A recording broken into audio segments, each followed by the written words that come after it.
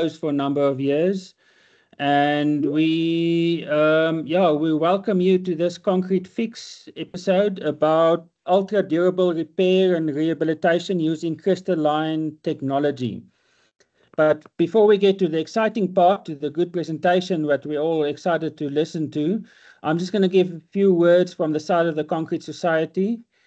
And I will start off with a warm welcome to everybody. As you can see, we at the Concrete Society, when we reopened our doors, we decided we're going to stick to a few core values to guide us in how to drive what we do in the new Concrete Society. And those core values are modern and advanced, being relevant, streamlined and efficient, objective, inclusive, and loyal. Now, we've got a number of committees, and we've got more and more committees being created as we go along, because we started from scratch again. We've got the Inland Branch Committee, we've got a KwaZulu-Natal Branch Committee, we've got a Western Cape Branch Committee, we've got a Ready Mix Concrete Committee, we've got a FIB Committee, we've got a Cement Branch Committee, and we've got a few others coming, like an Endorsement Committee, a Marketing Committee, etc. And that is where all our members get involved. We've got a number of membership options. We cannot do this service. We cannot provide the service like this Concrete Fix and the Fulton Awards and all the things we do without members. We need members to join us, to help grow the society. We're a society of volunteers, and we need you as members to join us. And also this event like today, we do it free of charge for anybody in the whole world, including the United States. I'm just joking because we have one participant from the United States. But one thing, unfortunately, you will only get CPD points if you're a member of the Concrete Society. And being an individual member, I'm not talking about a company member, will cost you 1,500 Rand per year. And you can get a total of 10 concrete fixes and 10 concrete classes you can attend. That's a total of 2 CPD points you can earn for 1,500 Rand a year.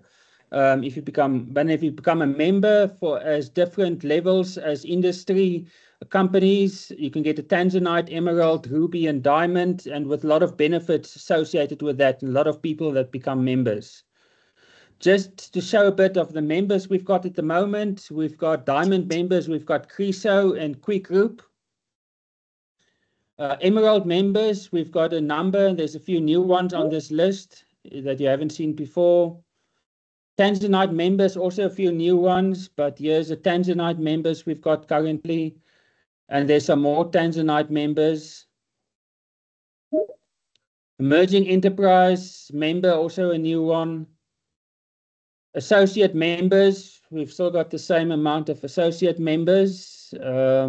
Academic members, we've still got a good contingency of academic members supporting us. And then the big event of the year is the Fulton Awards Gala event, which will be Saturday, the 7th of June. There is still limited spaces available. You've got to jump fast if you want to make sure your company or you get a table or a space at the table. Contact Natasha at the head office of the Concrete Society. It's all on our website. If you want a place, all the sponsorship are already taken, except no, there is still some sponsorships sponsorships available. So if you want to join the current sponsors, the anchor sponsor PTSS, and the table wine sponsor AfriSam, venue and table decor Creso, pre-dinner drinks contest, trophy and table gift sponsors World of Decorative Concrete. There is still some sponsorship available. If you want to join in that, please contact Natasha. And our next Concrete Fix after this one will be a very interesting presentation about intrinsic factors that alter true measured concrete strength by Dr. Rod Rankin, which will be a very interesting presentation. So don't miss that on the 21st of May. And then on the 19th of June, we've got, just after the Fulton Awards, we've got Brian Perry giving feedback from the judge's point of view about the contestants, people contested in the Fulton Awards, and how the judging went, and more feedback on that. I'm not exactly sure. I'm looking forward to that presentation though.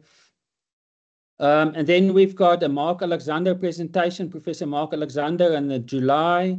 And in August, we've got Kim Tim from Stellenbosch University on 3D concrete printing. Will also be a very interesting presentation.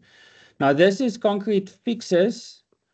We've got Concrete Class as well, which is a slightly different type of presentation. That's more back to basics, as if you were going back to university or college or institute to learn about basics of concrete technology and structural concrete. We're going to start introducing structural concrete as well as topics in Concrete Class. Designing of structural buildings. I think one of the first presentations on structures will be how to design optimal layouts, or something like that. But the next one will be Janina Kanji of WIT, and she will be talking about ASR in concrete, back from the basics. And then other Concrete Class, we still got the July presenter to be confirmed, but I've got a few people lined up that could take that position. And then in August, Prof. Rian Kombrink from Stellenbosch University is talking about supplementary cementitious materials. Branch activities, keep an eye open for your branch in your area. They organize site visits, quarterly technical talks, career and concrete evenings. We just had a very successful one in Cape Town. Networking events like Concrete Quiz or Bowls Blitz or something like that. So just keep an eye on your out for your emails that will come in about these events. About CPD points, my apologies for this lines. That's not the lining up at the bottom of the screen, but it just basically means that if you want to CPD point, you'll get it afterwards. Natasha will send out the email, and then you go on our website, and then you look on the list that's attached on the website for the event, and then you can get your number for your CPD number you need for your CPD submissions later when it's your turn. And if you want to know anything more, go to the Concrete Society website or follow us on LinkedIn. We try to be quite active on LinkedIn with a lot of information there.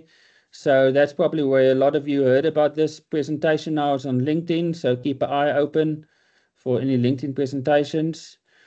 And just lastly, the success of the society relies on the commitment and support of individuals, companies, and stakeholders from the cement and concrete industry. We thank you for your ongoing contribution. We need members, we need people to participate, we need people to take part in this community. Otherwise, the Concrete Society will not be a success. So that brings me to the end of my boring part of the presentation today. Now we're getting to the interesting part. What we all came for is a concrete fix about ultra durable repair and rehabilitation using crystalline technology. The two presenters are Johan van Wyk and Schalk Faber from Penetron. And just something about Johan, he's currently employed at Penetron Africa, rendering engineering support as a concrete technologist.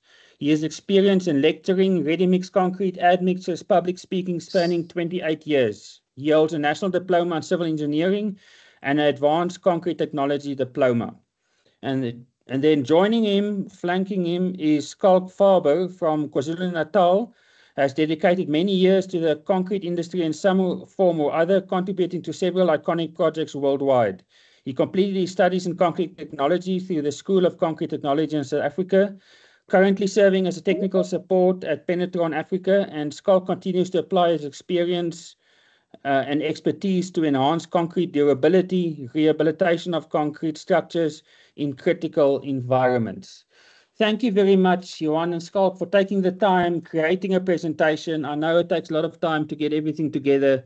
Just for a 45 minutes presentation, it takes you a number of hours to get ready. Thank you very much. Appreciate taking the time. And I want to hand over to you. You can share the screen now.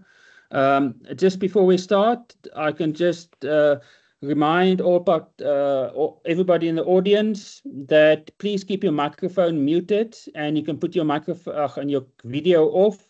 to save bandwidth for everybody. The presenters will be keeping their videos open. I'll be switching mine off as well. And yes, sit back and enjoy the presentation. Thank you, Johan and Schalk. Thank you very much, Billy, and thank you for the privilege to be able to present today. I'm so glad that you brought up the values, the core values of the Concrete Society, because today you're going to hear most certainly about something that is modern and advanced and also relevant to our industry. So the presentation, we are going to cover crystalline concrete technology, but we're also going to look at the common causes of deterioration and corrosion. This is important because we need to know why are we repairing and why we are rehabilitating. And then we look at the concrete rehabilitation and, of course, a few of the case studies and practical applications. So crystalline technology, in short, I'm going to start off with a video, and this gives you an overview of what crystalline concrete really is.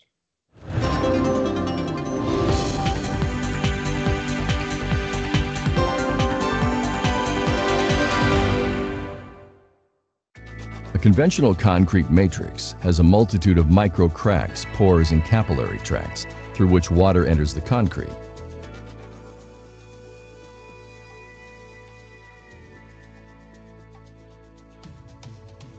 When Penetron is applied to the concrete, the structure will gradually dry out, even when facing high hydrostatic pressure. Let's take a closer look at how this works. Water passes through the capillary tracts and microcracks in the concrete. These pores have a width of between 0.1 and 0.4 millimeters. When Penetron products are applied to concrete, the chemical reaction that follows causes these voids and cracks to be filled with insoluble crystals. Water is unable to pass through these crystal formations, and as a result, the concrete becomes waterproof.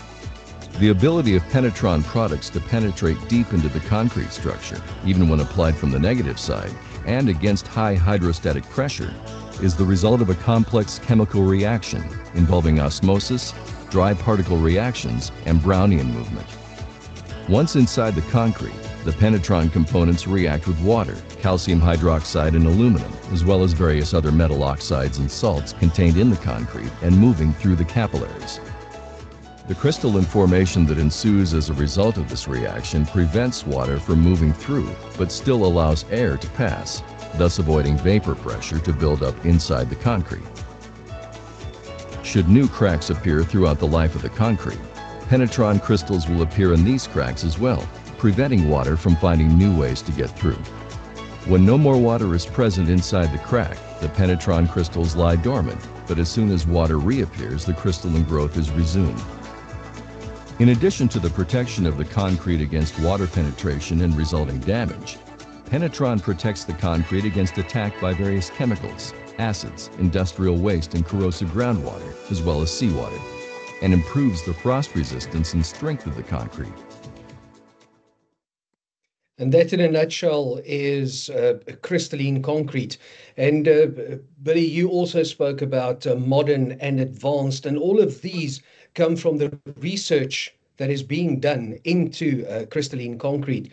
And we can very clearly see from this graph that the crystalline is one of the most researched areas in concrete technology these days, and you can see that from the vast number of papers and the increase since 2007 to 2021, the increase in papers on crystalline technology.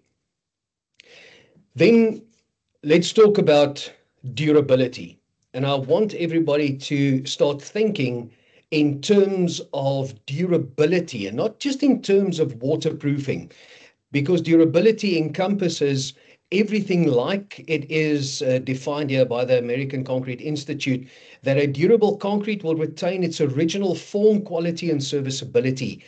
And I remind you that quality is a fit for purposeness.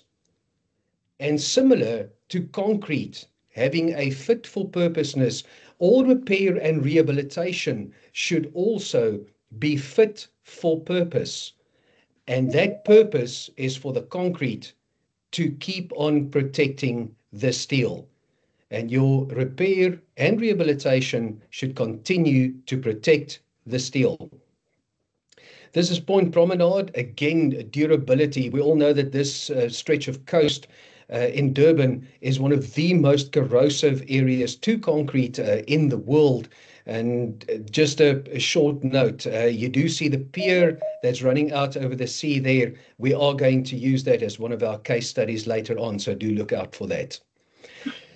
When we look at the common causes of concrete deterioration, we've obviously got direct and indirect causes of deterioration, where the direct deterioration, that is things that you physically see. That is abrasion. You can see the concrete that got hurt. That's impact, that's breakage, that's cracking, physical, chemical attack on the surface. And you can physically see these direct modes of deterioration. The indirect modes, you don't see the indirect modes so readily unless you really recognize the concrete. You don't see the indirect modes of deterioration.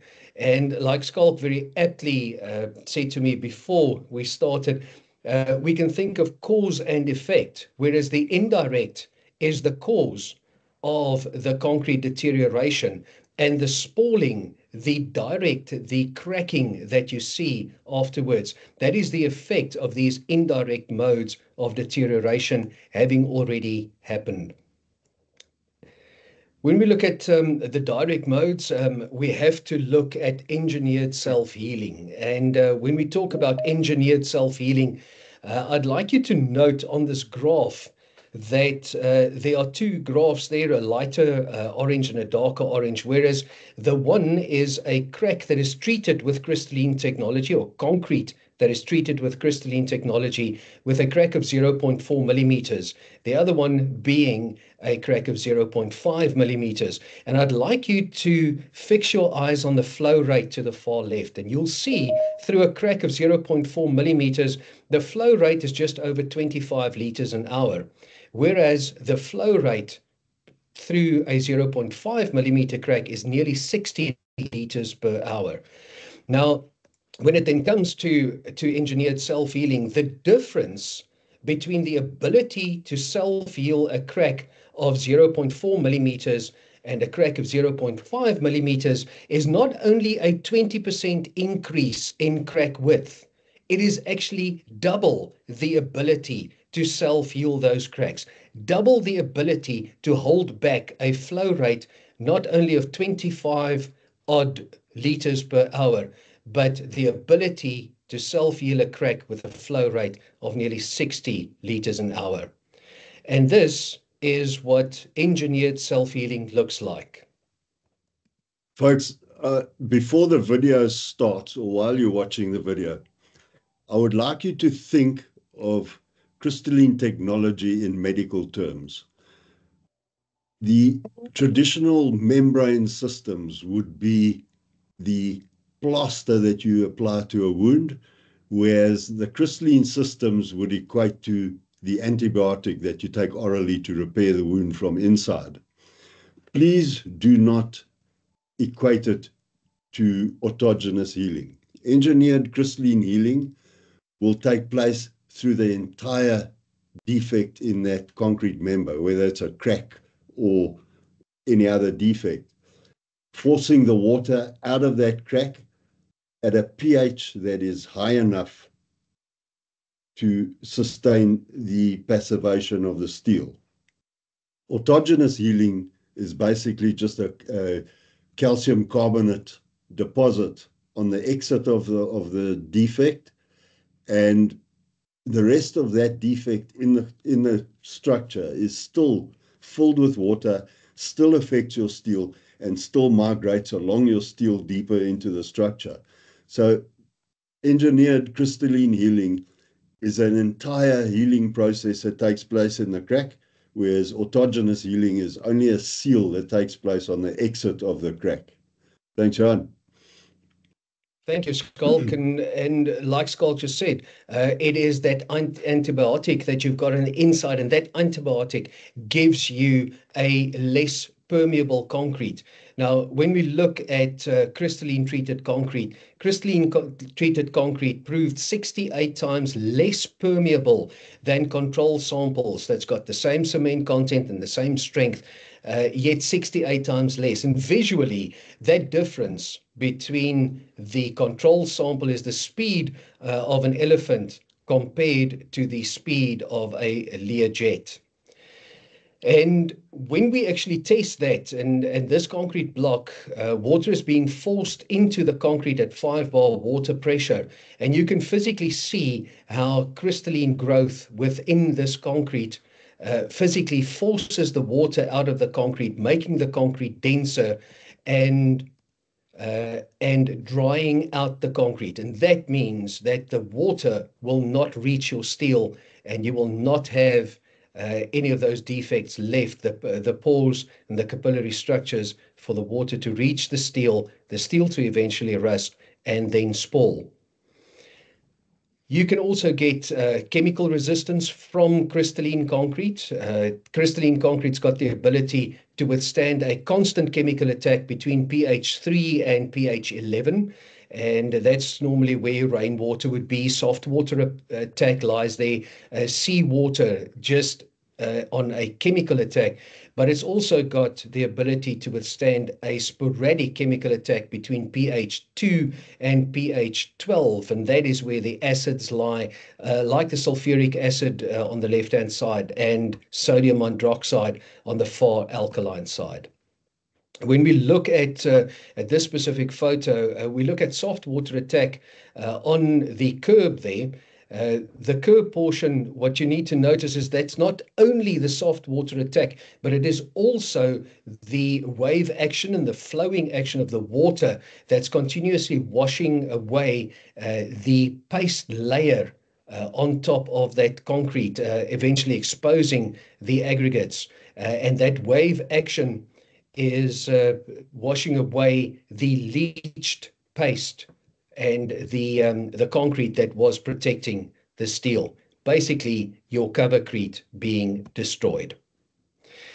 When we talk about abrasion resistance, in this test, we can see that under the normal testing conditions of 10 kilograms per square meter, the treated concrete lost only 1.29 grams of material. And under the standard test, the control sample, again, the same amount of cement in this mix and the same strength of concrete, the control sample lost more than double that amount. And even when they doubled the load on the treated sample to 20 kilograms per square meter, it still lost less than the control sample. And this is basically what it looks like in practice. Visually, you can clearly see the difference in abrasion resistance between these two concretes on the left-hand side of that joint and the right-hand side. And in this specific instance, the reason given for using crystalline concrete, the concrete on the right-hand side, was waterproofing. And this is the reason why I don't want you to think about waterproofing. I want you to think about durability. The moment that this ramp that you are looking at moved above the water table, the contractor decided to use, in their words, a more economic option. The economic option would be without the crystalline additive. They did not factor in the need for an abrasive resistant concrete. And you can see that after 8 years of use, clearly the difference in these two concretes, both are 30 MPa, the same amount of cement. The only difference is the addition of crystalline admixture there. And I've got to ask the question, is it still a more economic option that we have now got to repair or rehabilitate the concrete on the left? When we look at indirect deterioration, the effect is very clear on the left-hand side. So yes, this was chloride attack. Chloride attack initially you couldn't see, but by the time that water reached that steel, the chlorides reached the steel, clearly that effect was the spalling that you can see, the steel rusting and expanding. Folks, here we have what is a an accelerated carbonation test, independent study, where they used 3 samples. One as a control sample, number 2 as the crystalline admix treated sample, and the second one is a post-applied slurry sample. In all 3 of these cases, they measured the carbonation depth. The control sample measured at 12 millimeters, and by applying Fick's law, they calculated the lifespan, or the serviceable lifespan, of the structure or that concrete member to be 35 years. The post-applied slurry sample, once again with Fick's law applied, at 8 millimeter carbonation depth, they calculated the lifespan, or the serviceable lifespan, of that structure to be 80 years. And as an admixture, the calculation just blew everything out the water at 105 years of serviceable lifespan before critical maintenance is required. We tend to forget that cracks in concrete would equate to what we call transported carbonation into your structure. So theoretically, you're having carbonation taking place in your structure in 3D, because those cracks or penetrations into the concrete will also carry carbonation from their walls into your structure. The control sample in this, somebody's got their mic unmuted. In this study, the control sample, they measured carbonation up to 50 millimeters deep, transported into the structure, into these cracks and pathways into your structure, which only gave it a lifespan of 2 years. We've seen reduced lifespan in a number of structures in South Africa at the moment.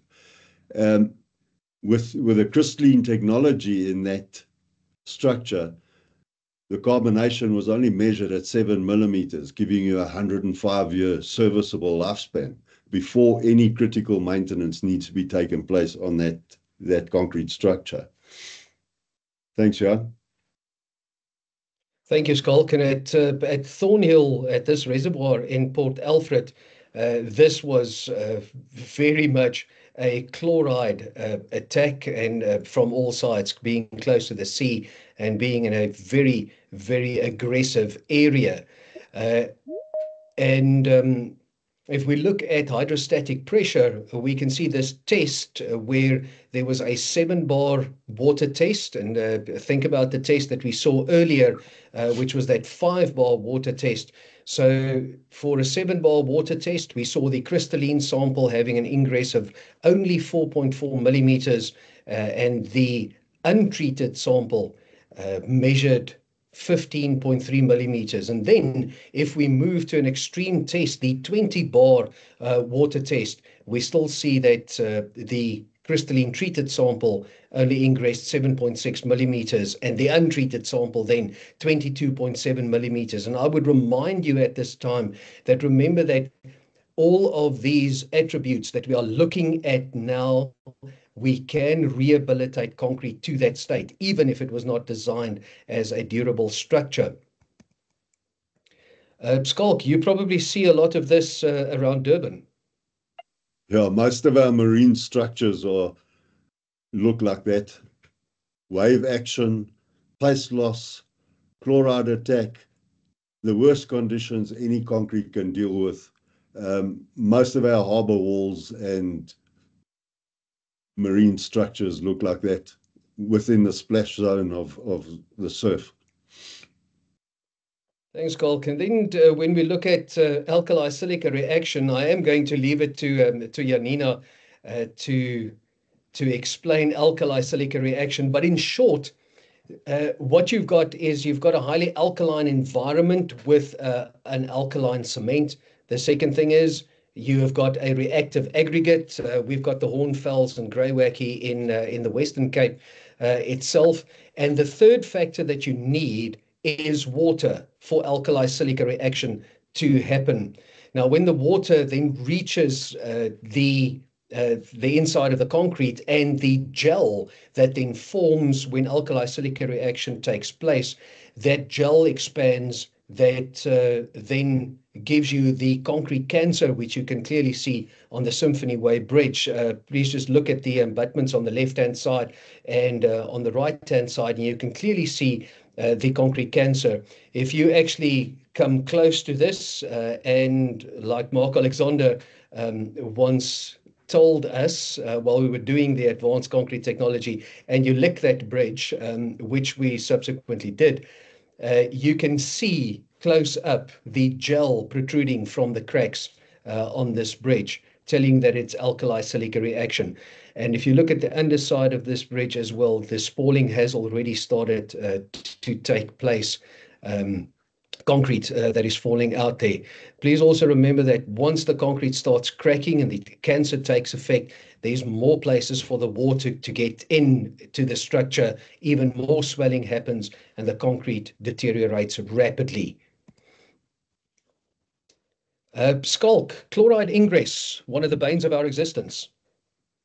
Well, we all know that covercrete is the design criteria for concrete structures' lifespans, and the serviceable lifespan is calculated by the number of chloride cycles it would require through the covercrete to reach your steel reinforcement.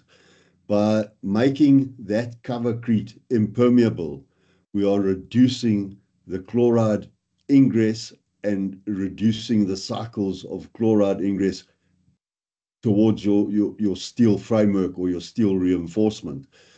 You'll see with the crystalline technology, the chloride ingress beyond 25 millimeters is reduced to 0. So that basically renders your covercrete as infinity, the permeability of your covercrete infinity.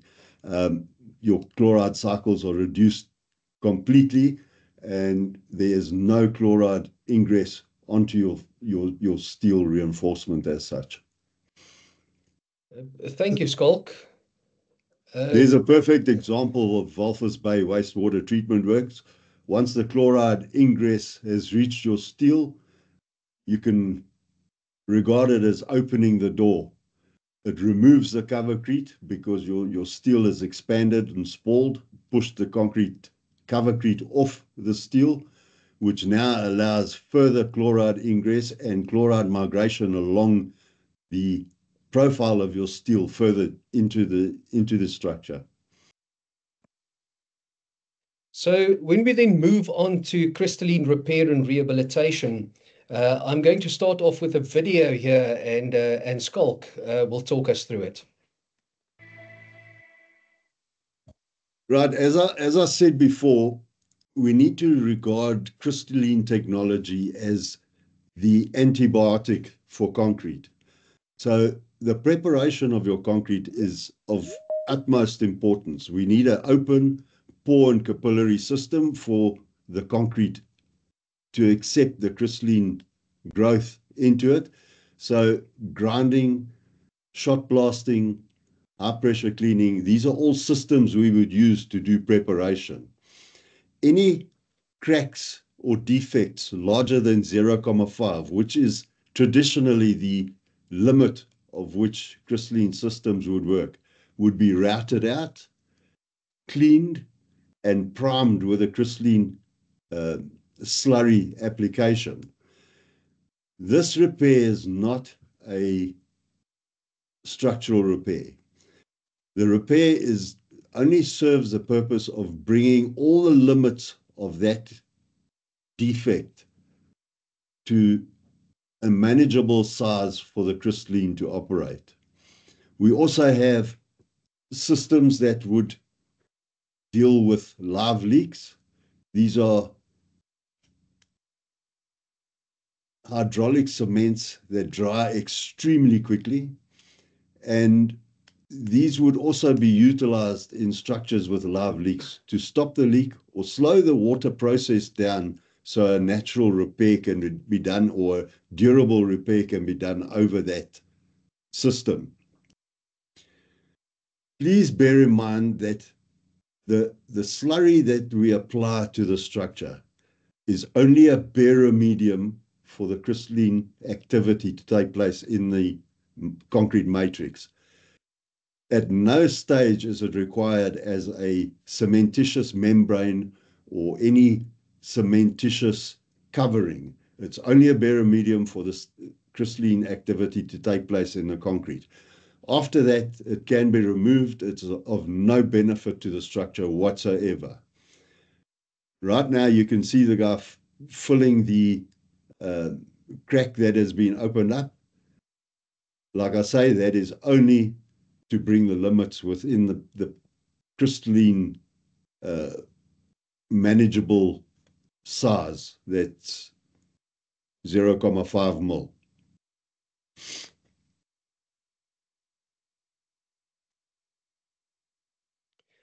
Skalk, this Here is we the have an type example. of Here we have an example of a live leak where the guys are using the hydraulic cement to slow down the water flow or stop the water flow. This is not a permanent repair. It is only to make the area manageable for a repair to take place over the top of it. You did such a repair at a nuclear power station, didn't you, Skalk? And that was correct. Many meters. We did a repair at Koeberg Power Station last year where they've been trying to repair it for 7 years. I think the repair took us all of 45 minutes and they haven't had any problems since. To be honest and fair to Skalk, the comment that I got from the engineer was that repair is now the driest place in the whole plant.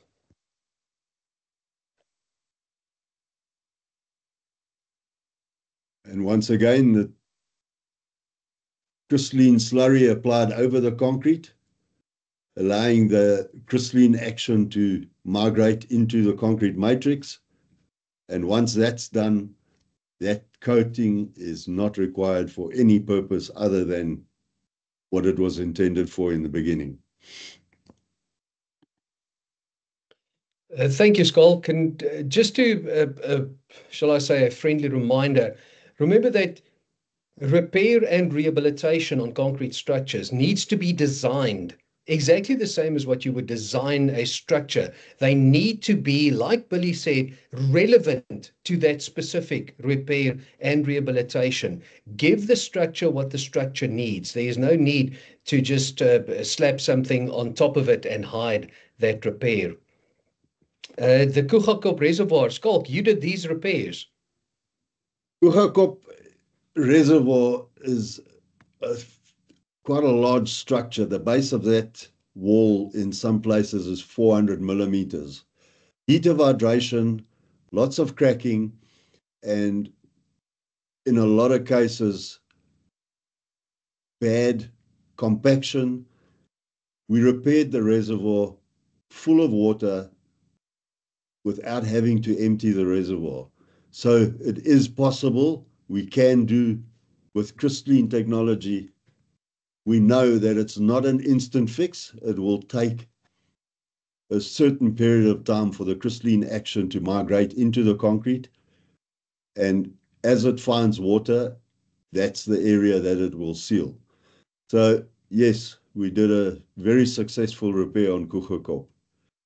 The C9 underpass in Durban as well, for some reason, nobody knows whether it was bad workmanship or bad weather conditions when casting. The bridge had numerous cracks in it. The repairs in this bridge were all done for durability only, not for waterproofing, not for aesthetics, only for durability to protect the steel within that structure.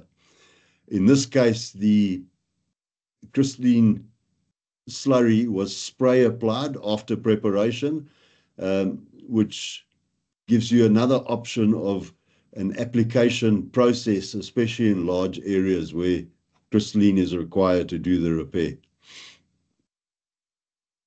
So like Schalk said, the crystalline slurry can migrate into, or does migrate into, the concrete. Our research has shown that it migrates 310 millimeters in 56 days from a surface application, of course, in the presence of water.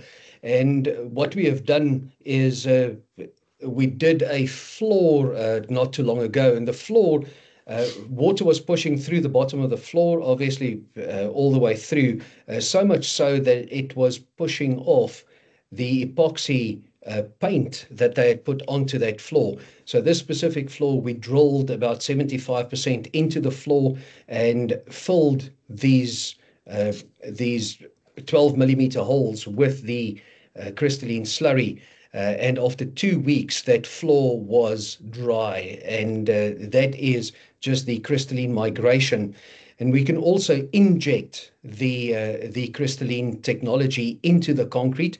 That gives, injecting it into the crack just gives you a large surface area from which crystal growth can happen and influence your concrete, make your concrete durable again, and fill the cracks. Let the concrete do what it's supposed to do, and that is to protect the steel. At the Mall of Africa Soccer Park, this was a vast application all over. The concrete had started to deteriorate. There was some carbonation that had taken place, but they wanted to put some coverings on these, and it would be at this time that I would say that when you start putting a coating onto concrete, remember that the outside of the concrete is where the concrete deteriorates first. In this case, the carbonation had taken effect on the concrete on the surface.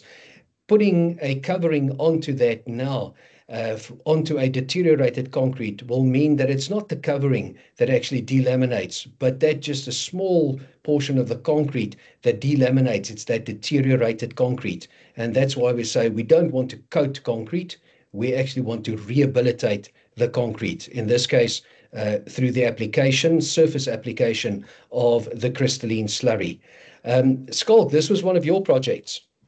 That's the Oshaka Pier. I just took that photograph. It's a nice indication. The left-hand photograph is shortly after the slurry application. The right-hand photograph was taken a number of months later, where the slurry application had actually been removed by wave action. There was also other repairs done to the pier, and high-pressure cleaning was done. But yet, if you look at the cracks in the bollard, you can clearly see the traces of crystalline action within those cracks, and that's typically what it would look like. Thank you, Schalk. So I'd like to move on just to a few case studies that we have done. And the first one would be Oshaka Pier. Schalk, you were intimately involved in the repair and rehabilitation of Oshaka Pier. Yes, most definitely. Oshaka Pier was commissioned in 2010, and this repair took place before COVID and continued after COVID. So the pier had only done half of its lifespan, and that is what the columns started to look like: spalling, cracking, steelwork, severely affected. With crystalline technology, when we do these repairs, the slurry application is treating the parent material. You can do these repairs with some of the best mortars known to mankind. But if your structure, which it's adhering to, is constantly degrading, your repair is never going to stay in there. It's going to end up on the floor next to your repair. We also don't use any zinc coatings. Firstly, there are two bond interfaces between the zinc coating and the steel, and your concrete or your repair to the zinc coating, which are two failure points in any repair mechanism. We rely on the pH level of the concrete and the concrete repair, which is standard concrete pH would sit at 13. The crystalline would sit at about 12.8. So we rely on the natural pH level of the concrete and the repair to maintain the passivation layer around that steel. We don't require zinc coatings. We don't require any coatings of any kind on the steel. The reservoirs you see here are Mdanjeni reservoirs in Mpumalanga. These are all rural reservoirs, and they serve local communities. These local communities are reliant on the water supply, and we could not empty those reservoirs to do repairs. So all the repairs on those reservoirs were done live, full of water, and without emptying them or affecting the water supply to the communities. I can only say that all of them were 100% effective. Thank you, Schalk. And I think it's clear just above the name there that you can see the reglets that had been cut, but you can also see from this where the slurry has been applied to the structure. And when we move on to Isando Reservoir, there we actually used a different way to or a different carrier medium for the crystalline technology to get it in. And it was all about size in this specific project. And if you look at the scale that we've got here, you can clearly see the size of these cutouts. And mortars and non-shrink grouts would have been very expensive in this case to fill those voids. In this case, all of the defects were box cut. Again, like Schalk said, the crystalline slurry was then applied onto the concrete and over the steel, just so that we can get that pH back up to protect the steel.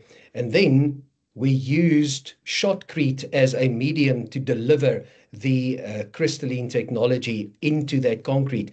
And when we do that with shotcrete, like Villiers said to us yesterday, he says, can you imagine concrete at that density traveling at 100 kilometers an hour? Your compaction into those voids is very, very good.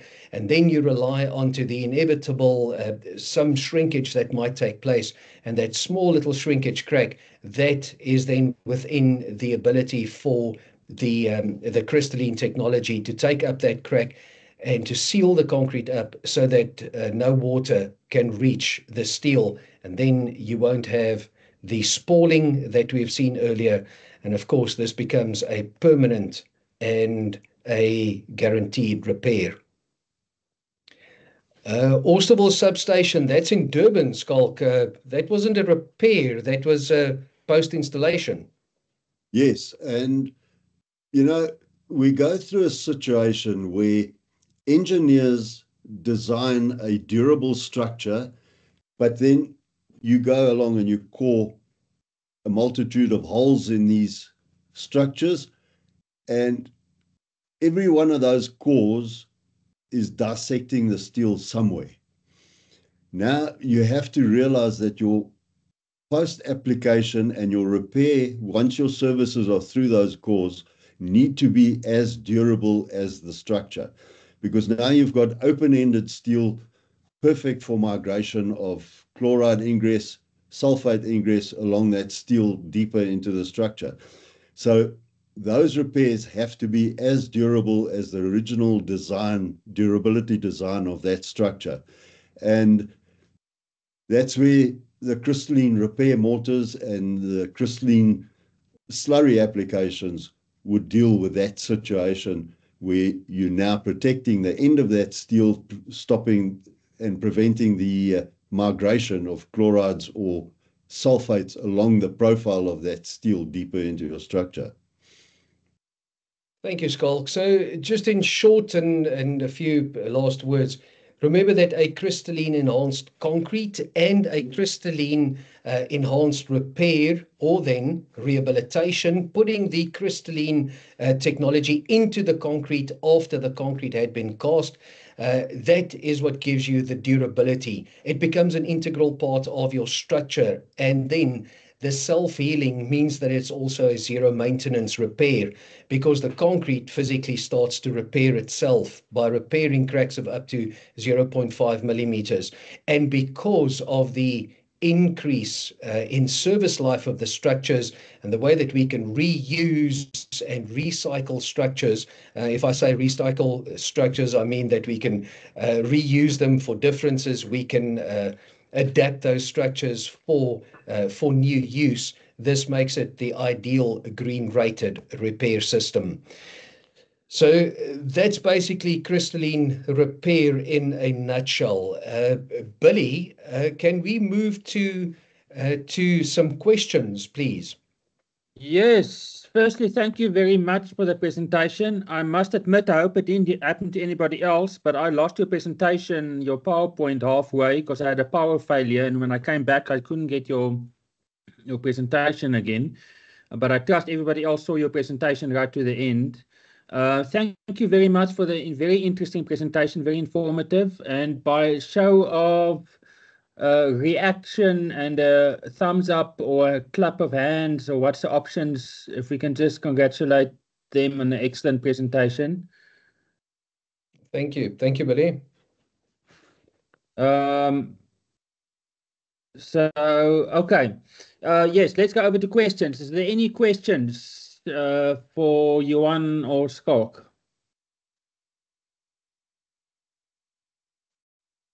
Roelof has got a question. Johan, thanks for the thorough presentation. I would just like to know, when you design concrete afresh with Penetron in it, what's the minimum cement or cementitious content required? Roelof, we normally design it at 20 MPa. And at 20 MPa, you've got a fairly dense concrete already. So whatever gives you 20 MPa, and then the dosage rate of 0.8% gives you sufficient cement, gives you sufficient calcium silicate hydrate growth that the crystalline growth can happen as well. So you can move this as low as, I've seen mixes, I've designed mixes as low as 160 kilograms of cement per cubic meter and still achieve crystalline growth. Okay. Oh, sorry, Roelof, 20 MPa is the minimum cutoff. I thought that was pretty lean, but yeah. Yes, it was very, very lean. This is true, but that's how crystalline does its job. All right, thank you. Bobby, you've got a question. Yes, thanks for the presentation, very informative. I've just got a query. When you're doing remedial works to crack concrete, you mentioned is it the Penetron slurry that you apply to the surface? Is there a crack width limitation to which you can use that slurry, and at which point you have to look at patching the crack or routing it out? Yeah, say for example, if you've got 0.5 millimeter crack width. 0.5 would be the limit, Bobby. Tested independently, the crystalline would cover up to 0.5 millimeter. So anything above 0.5 millimeter or portions of the crack being bigger than 0.5 millimeter, we would route it out. Bear in mind that if a portion of that crack is bigger than 0.5, we do the entire crack. Because if you only do the 0.5 millimeter portion of it, the water ingress on the ends of the crack or either side of your repair would migrate below your repair and still come through the 0.5 millimeter section. So any section of that crack above 0.5 millimeter, we would route the entire crack and repair it. Okay, thanks. Good.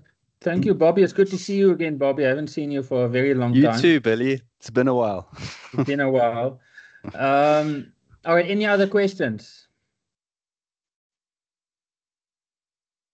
Lewis. Yes, just the question for Johan.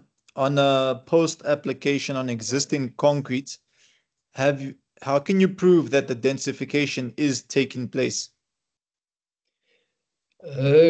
Louis, I'm going to answer this to you at the hand of the Tsomo wastewater treatment works, where scanning was done. Schalk, this was ultrasonic scanning that Solvacor did there for us before and after. Yes, Tsomo Water Treatment Works was the client had the same concern that Louis has. So ultrasonic density scanning was done on the structure to verify the voids in the concrete, and then scanned after the repair.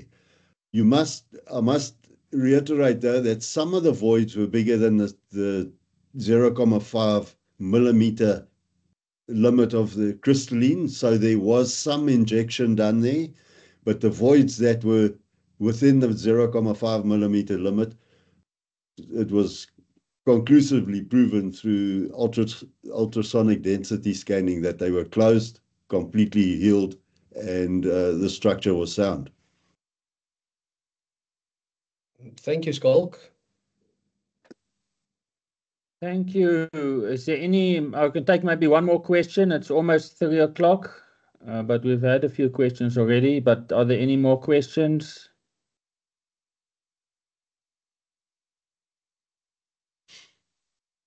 I think I want to close the session firstly saying thank you very much to Johan and Schalk. Appreciate you taking the time, presenting to us, answering questions. Really appreciate that. Thank you for your time and support. And thank you for the audience, everybody that came to listen. Those that are members of the Concrete Society and those who are guests, you're welcome. Guests are always welcome. And yeah, thank you very much. And I hope you have a pleasant evening. And yes, see you next time. Bye-bye. Billy, would you mind if Yes. I just add the last word? Okay. I'd like to. EXA defines engineering very, very clearly, and a part of this is that we as engineers have been given the task to research and to plan and to design not only concrete but structures at large. And I just like to remind our audience again, engineering is a complex process. Please do design the repairs and the rehabilitation. And then just from Penetron's side, thank you very much for this opportunity. Schalk, thank you for joining me. And Thank you. we are available to discuss any of these further. All right. Thank you very much. Once again, goodbye. And Thank you, keep Billy. well. Okay.